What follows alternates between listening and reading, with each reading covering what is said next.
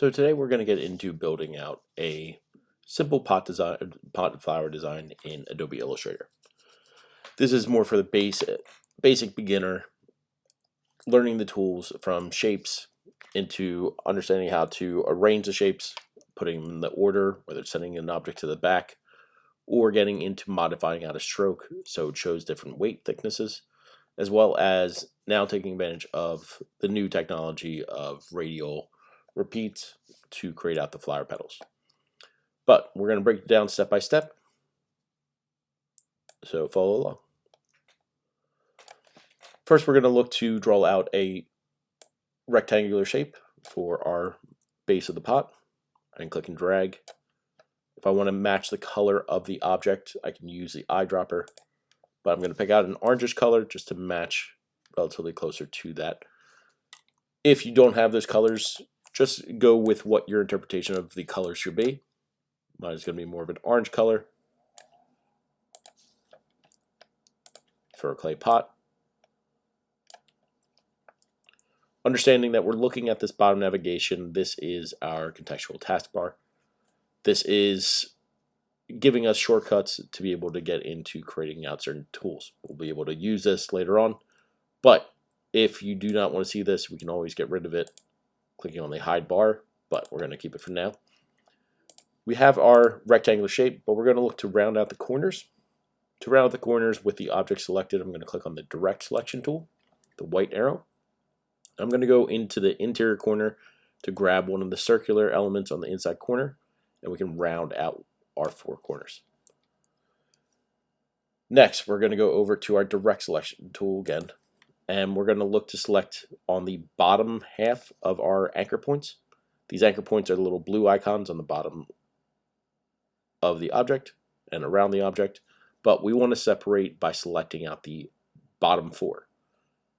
If I want to select out the bottom four, I can click and drag from an open space over top of those, or I can click on one, hold down Shift, and click on the other, and then we'll get the other side, so that we only have the bottom four, or we can see highlighted as blue, and the top four are staying as the white non-selected.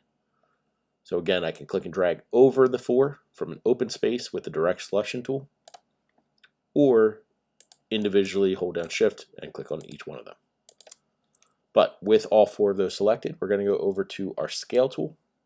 Left side navigation, I like to have my Essentials Classic workspace set up. And with the scale tool, I'm going to go down to the bottom left corner, click and drag on one of the anchor points, and I'm going to drag it inward to give it a more narrow base. I do have freedom to modify it. You can see that I can scale it up or down, but realistically, we're just looking to narrow out the bottom portion, as you see here. Back over to the rectangular marquee tool, or the rectangle tool, we're going to use to draw out a rectangle that's going to sit over for the top of our pot. And again, we are going to round out the corners. So I'm going to click and drag on one of the interior rounded areas to round out that base.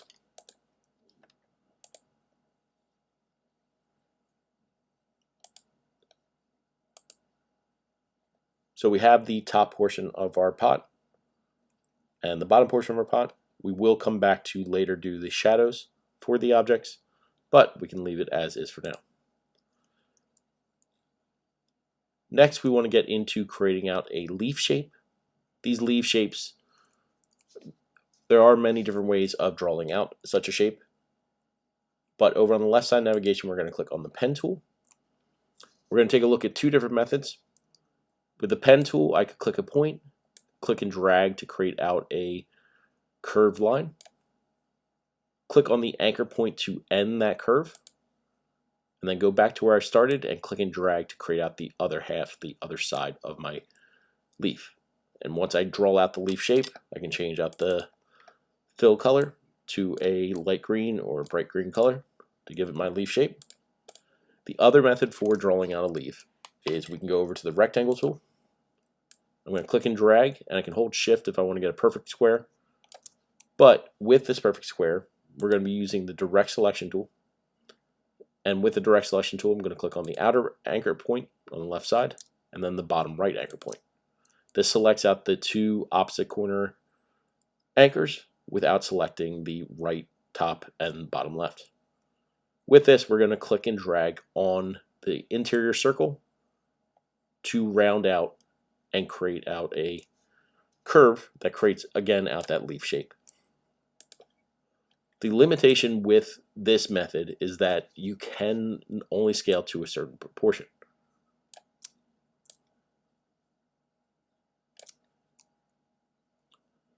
Oftentimes, if you're in a previous version of Adobe Illustrator, when trying to scale, you would get restricted at the base or shape of the object.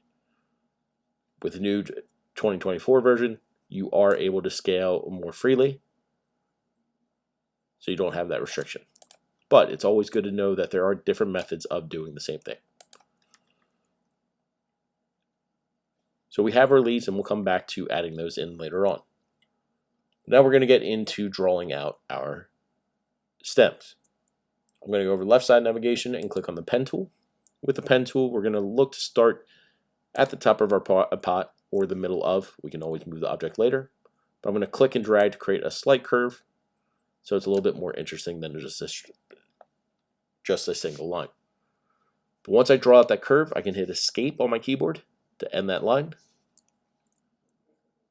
And I want to have my curve be on the stroke, not on the fill. So having this green color, I can up the stroke to make it a little bit more thick, going over to the stroke tool and click and drag. Right now it's just going to be at 6 point, but we can see how we can adjust this very easily. We want to create variation on the stroke, not leaving it just the same thickness throughout. To create a different weight or different thickness on those areas, we're going to go over to the width tool. On the left side navigation, we're going to click on the width tool. As you can see, the sample previewed over on the left. With the width tool, I can go over to the top and bottom anchor points to thicken or shrink down the thickness of that line. So if I wanted to get it thicker, I can click and drag outward, and we get a wider base. If I wanted to go to the top, widen it out, I can absolutely make it wider, but for this, I'm going to make it more narrow. Again, if I do want to make it wider in any way, you can create variation. If I wanted to create some thickness, not necessarily what I'm looking for today, but just showing you that you can. If you do end up creating out such a line and you don't want to do this, you can always hit Control or Command Z to undo. But because now that I have this curved stroke, I'm going to look to send this to the back. Right now our pot is sitting up behind this stem, but I want to get appearing in front of. So I'm going to select on the stem, and shortcut keys, we can always hit Command Shift left bracket or Control Shift left bracket, sending the object to the back. Or if I want to go up to Object at the top navigation, down to Transform or Arrange, and send it back, I can send the object to the back. So again, if it's in the foreground, currently seeing in front of the pot, if I hit Command or Control Shift left bracket, sends the object all the way to the back behind whatever objects there were. Next, we want to add in a couple stems on each side to where we can place the leaves. So we're going to repeat the process. They don't have to be the same height. You can try some variation. But again, I'm going to end my line, go over to my width tool. On the bottom width, going to expand it outward, make it thicker. I can leave the weight over on the left, but if, again, you want to modify it, just go over to the shape, test it out, and if you want to get a thinner variation, you can make it more pointy. Repeating over on the right side, just bending the line out, and the anchor point by clicking on the anchor point, and I can hit escape to end my line. Now again, back to the width tool, thickening up the bottom portion, and tightening up towards the top.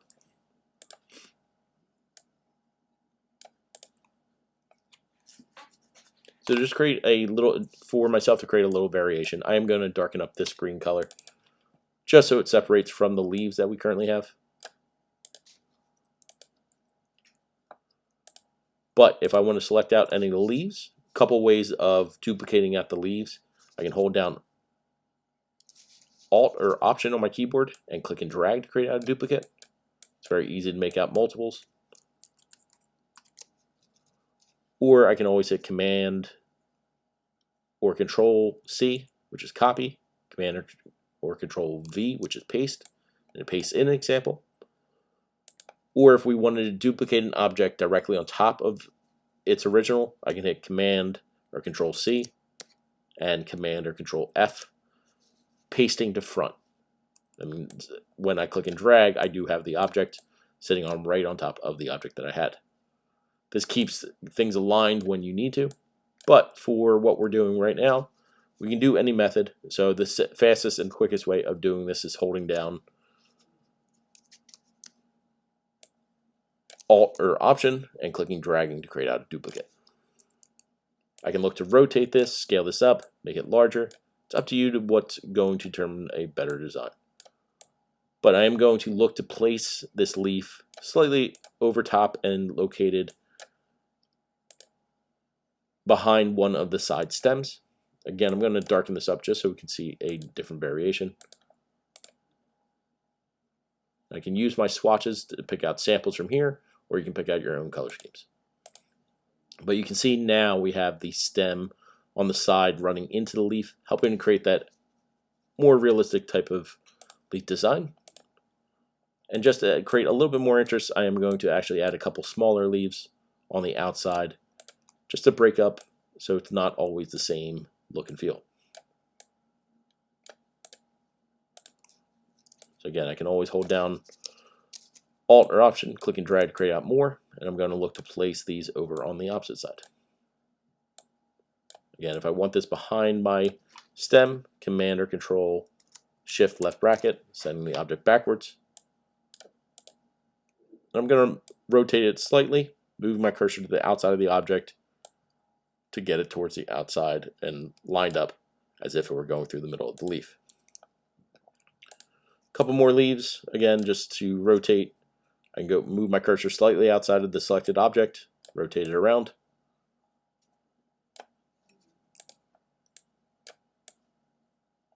We'll do it on both sides. And now we have 3 leaves on each side. Now we're just looking to complete out the top portion of our flower. To complete out the top portion of the flower, you can do many different methods of creating out a shape. But for today, we're going to go over to our polygon tool. Our polygon tool, located 5th icon on the left column. I can click and hold to select out the polygon tool. You see that we have the choices of rectangle, ellipse, and so on and so forth. But we're going to click and drag to create out a triangular shape. And with the polygon tool, it starts out with a 6-sided object. If we want to reduce the sides, while holding the mouse, I'm just going to hit my down arrow on my keyboard to reduce it down to a triangular shape. To make it easy for myself, I am going to have it point downward. But with this shape, I'm going to get into rounding out my corners. So it's not going to be the same. So we can see a curved edge on all 4 corners.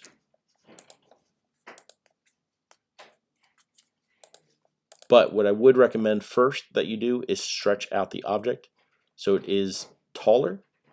If you want a wider variation, I'm going to click and drag from the bottom of the object downward, stretching it out. And just so we can see a different color and we're not seeing the same thing, I'm going to change this out for our design. We can always add in gradients or more details later on, but for right now, we're just looking for a triangle that's pointing downward, and I've extended the bottom out. With the selection tool, I'm going to look to round out the corners. I'm clicking and dragging on one with the interior circle of a corner to round them out. And if I want to modify this any further, we want to get into the process of rotating this object around. Currently we have 1 petal. If we want to imagine it, if you want to get into tweaking this more, there are more details that you can add later on. But for the basics, we're going to look to now get into duplicating and replicating this object in a radial fashion. To do this, we're going to select on the object. If you do not see the contextual taskbar, you can go to Window at the top navigation, and you should see contextual taskbar listed towards the top area of the dropdown. With this selected, we see this here. There is a repeat object button. With a repeat object, I'm going to click on this and choose radial, and it automatically starts out by showing us the petals. Currently, it has 8 petals. If I do want to reduce the amount of radius, I can change on the top left side to reduce it down, and you see that it does maintain balance throughout. But I do want them to have some type of overlap. I'm going to reduce it down to 6 for right now. What I can look to do is modify or change the location of an object. If I bring this closer, you can see how it creates an overlap between the objects. Or if I pull it outward, we can get a further distance. Big thing here is that we will eventually put a little yellow circle in the middle to give the sense of more like a flower. But you can see how it now works as one cohesive piece to create out this design. If I do want to change this up a little bit, I'm going to select on the object that any of these shapes. I can double click and go into what is called isolation mode. And right now we are seeing one singular color. If I do want to add in a little bit more life to this, I'm going to go over to my gradient tool on the right side navigation. Currently, I do have a pink from a tone that I used for the original flower, but I want to bring in the brighter pink tone. I'm going to click and drag this onto our gradient bar. Understand that you have to have the object selected for the gradient to be affected. And when I drop this on, we can see the gradient being applied on the object. But I'm going to eliminate out this light pink color so that this darker pink can work. But I don't like that it's white on the interior, so I'm going to pick out a middle sample in between the white and the bright pink. I'm going to click right down at the bottom of this gradient bar, and it adds in a color stop. With this color stop, it gives me a pink tone. I'm going to now click and drag the white downward underneath of the bar, and it will take it away from our color gradient bar. Now I can slide our pink tone over to the object so that we can see it. Now that we have this lighter variation, if I click off of it, yes, it is replicating or showing over top of each other, but this is where we can get into adding a circular shape. With the ellipse tool, I'm going to draw out a yellow circle to sit over top.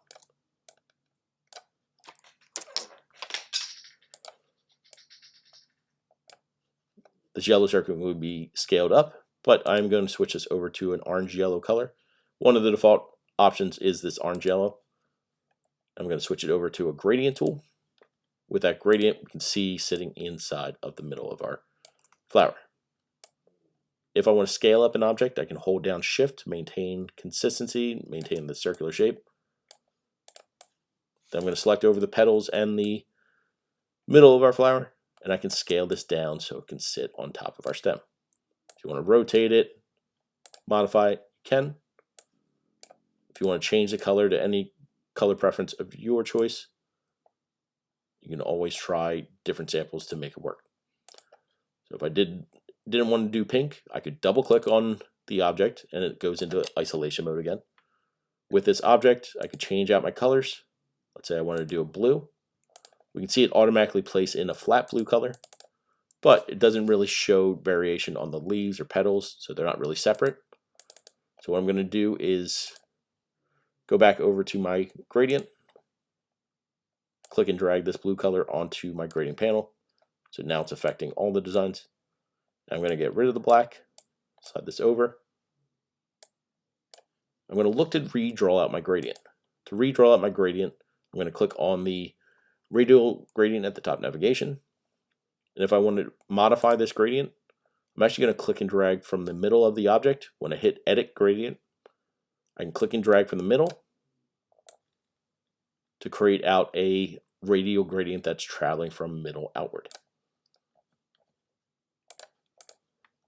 So this does give a more blend between the petals, but it also brings in that white aspect into the middle of our object. So I can scale this down, bring it a little bit closer.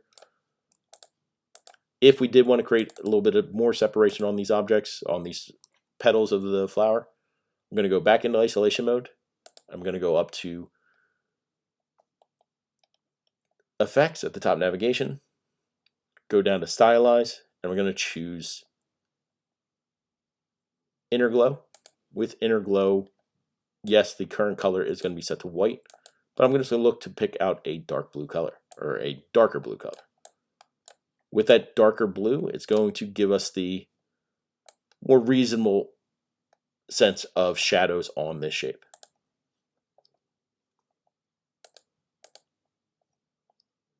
If you're not satisfied with the color, you can always go back in, modify it out. Just looking for a little bit of separation. It just helps to give a little bit more frame on each of the petals.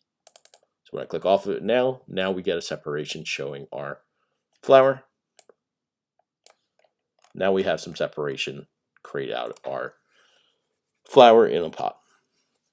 Our final two steps is just getting into adding some shadows to create a little bit more realism on the pot. First, I'm going to go over to the ellipse tool on the left side navigation. With the ellipse tool, I'm going to draw out a wide, narrow circle shape. So just an oval that's really stretched out left to right. I'm going to change this out to a medium or light gray color and look to place this behind my pot object. I can hit Command Shift left bracket or Command Control Shift left bracket, send the object to the back. You don't want it too tall or else it's not going to appear as a real shadow. But if I narrow it out, it gives more realism or sense that the shadow is casting below the object. Next, we want to get into creating out a shadow underneath of our pot lid. To create a pot lid shadow, I'm actually going to select on the main portion of our pot, and you're going to make a copy to front. So I can hit Command or Control C, and then Command or Control F, pasting this shape directly on top of the object. So if I were to slide it over, I do have it sitting on top of the object, but we currently have it now appearing there. To give better separation, I am going to darken this up to a little bit darker orange. But if I were to slide this over, you can see that I have the light variation underneath. Next, we want to get into cutting off the bottom end of this. I'm going to look to use my knife tool. You can either use the knife tool or the scissors, but a couple different methods that we can go into. With the knife, I can click and drag across the shape, creating a separation between the top and bottom portions. I'm going to make sure to click and drag all the way through, making sure to start outside of the object and go all the way to the opposite side. So if I, again, have that object selected, I'm going to click and drag across. It creates out that split, giving us the divide of the top and bottom. So if I were to now try selecting on a piece, I can move that out of the way, and we have our shadow casting.